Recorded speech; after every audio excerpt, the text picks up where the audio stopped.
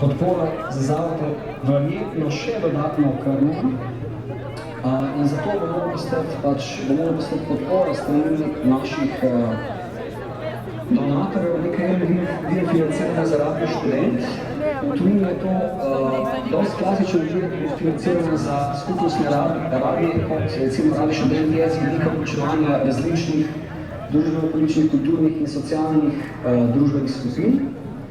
Tako da recimo mi smo tudi še družbena ampak, smo tudi spoznali neko prakso na tem področju, tako da recimo skupnostni radiji v EU zberajo od recimo 30 000 do 150 000 evrov na letni ravni iz vira donacij oziroma iz skajpanja.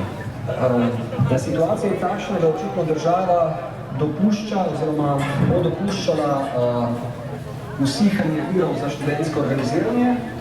In zato od nje pričakujemo, oziroma tudi od drugih javnih institucij, da podprejo delovanje in tudi razvoj Radia Študent v prihodnje z nekimi jasno začrtanimi institucionalnimi viri, preko projektnih razpisov ali pa še raje seveda preko nekih dolgoročnejših programov, ki bojo dali neko jasno finančno sliko vsaj o nekaterih od teh virov, ki jih Radio Študent pridobiva oziroma ima za recimo obdobje 3 let, kar je bil tudi namera nove medijske zakonodaje, da se pač uredi financiranje medijev s večletnim programskim razpisom.